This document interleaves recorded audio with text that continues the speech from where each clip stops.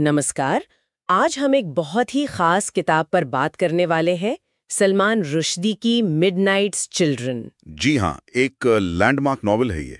हमने इसके लिए एक डिटेल्ड वीडियो समरी और एक बुक रिव्यू को देखा है और कोशिश करेंगे कि इसकी गहराइयों में उतरें। बिल्कुल, इसकी कहानी, इसके किरदार, वो जादुई यथार्थवाद। और सबसे जरूरी, भारत के इतिहास के साथ इसका जो गहरा कनेक्शन है ना? एग्जैक्टली।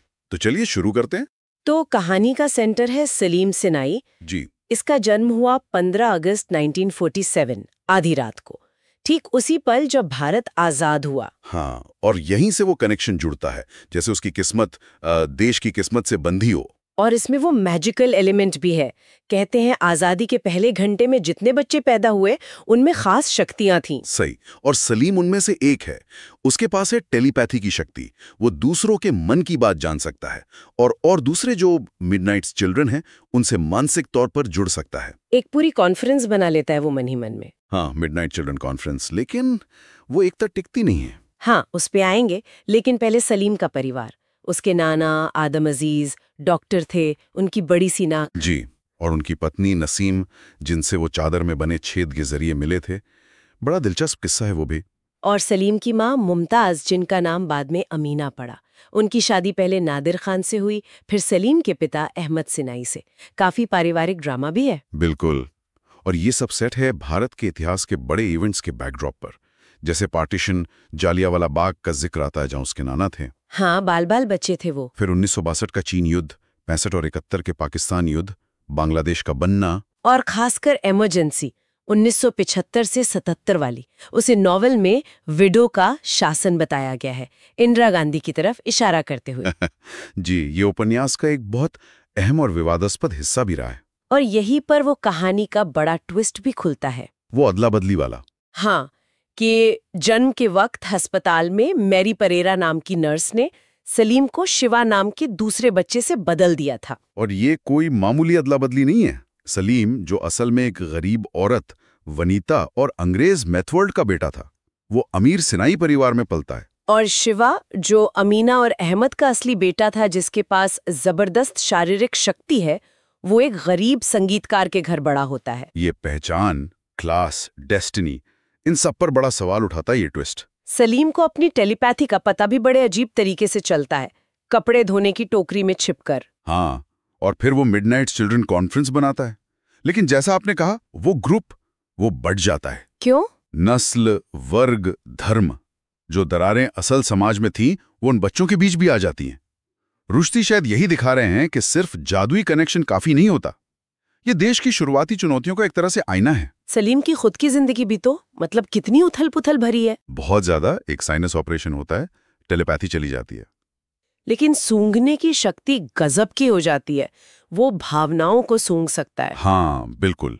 डर, खुशी, नफरत, सब कुछ। फिर 1965 के युद्ध में परिवार मारा जाता है, उसकी याददाश्त चली जाती है। वो मैन डॉग वाला दौर, सेना के लिए काम करता है। जी। फिर उसकी मुलाकात होती है पार्वती द विच से, उससे शादी होती है, बेटा आदम पैदा होता है। लेकिन फिर इमरजेंसी आ जाती है। हाँ, और वो एक काला अध्याय है। विडो यानी इंदिरा गांधी के कहने पर सभी मिडनाइट चिल्ड्रन को पकड़ लिया जाता है और उनकी नसबंदी कर दी जाती है। हाँ, ताकि उनकी शक्तियां खत्म हो जाएं, उनकी अगली पीढ़ी ना आ सके। ये बहुत ही सिंबॉलिक है, जैसे भविष्य को ही खत्म कर देना। शिवा भी इसमें शामिल होता है सरकार की तरफ से।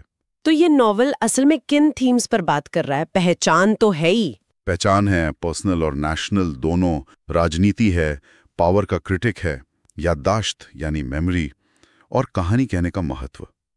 ये सब बहुत जरूरी थीम्स हैं। सलीम का जो नैरेटिव है वो भरोसे लायक नहीं है पूरी तरह।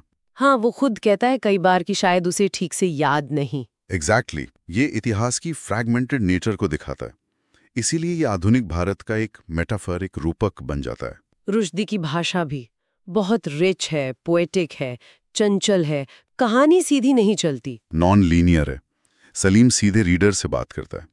ये सब मिलकर इसे एक घना मल्टीलेयर टेक्स्ट बनाते हैं। शायद इसीलिए इसे बुकर प्राइज मिला 1981 में, और बाद में बुकर ऑफ बुकर्स भी।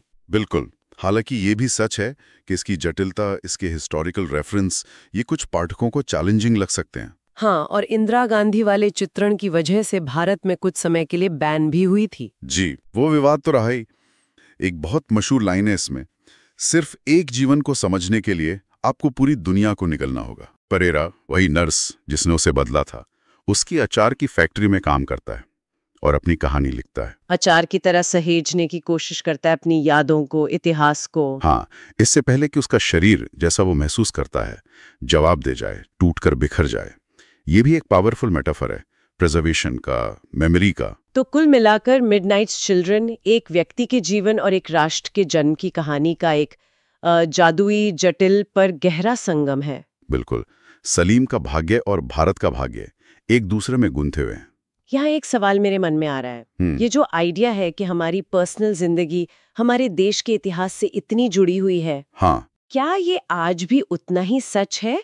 खासकर आज की दुनिया में जहाँ इतनी सारी जानकारी है, इतने अलग अलग नजरिए हैं, क्या वो कनेक्शन अब भी वैसा ही है जैसा सलीम का था? ये सोचने वाली बात है। बहुत अच्छा सवाल है।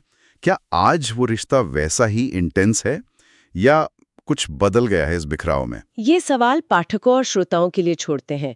निश्चित रूप से ये किताब सोचने पर मजबूर करती है।